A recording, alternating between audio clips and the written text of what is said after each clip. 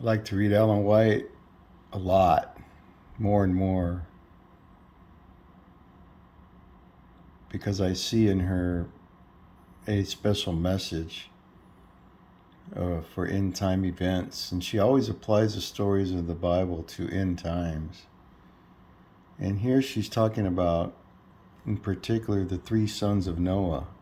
And we all go back to those three sons because through them the word she uses was repeopled. So she says that Noah foretold,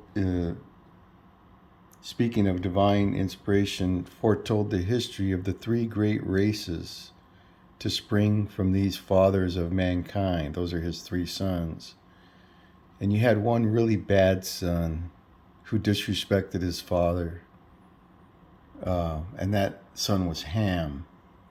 And she says, tracing the descendants of Ham through the son rather than the father, he declared, "Cursed be Canaan, a servant of servants shall be unto his brethren." The unnatural crime of Ham declared that filial reverence had long been cast from his soul, and it revealed the impiety and vileness of his character. These evil characteristics were perpetuated in Canaan and his posterity, whose continued guilt called upon them the judgments of God. So Ham was a bad son who disrespected his father and incurred the judgments of God. And basically, through the line of Ham, you see, the bad line of humanity today. These are really bad, nasty, wicked, vile, foul, as she says, the vileness of their character. They're greedy. All they do is live to satisfy their urges, appetites, passions, and there's really nothing else that they do. They're like animals. They're really just like animals. And they end up with nothing. They have the judgment of God on them. And it's probably Satan that's keeping them alive because he works through them.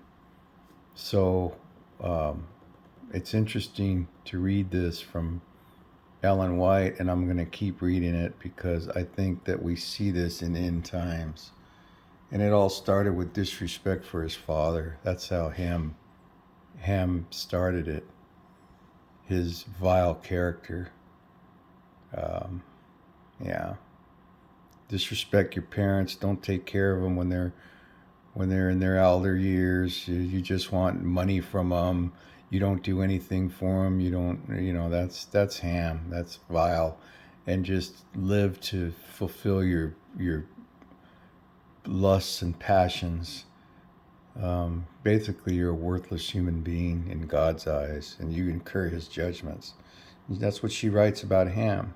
All right.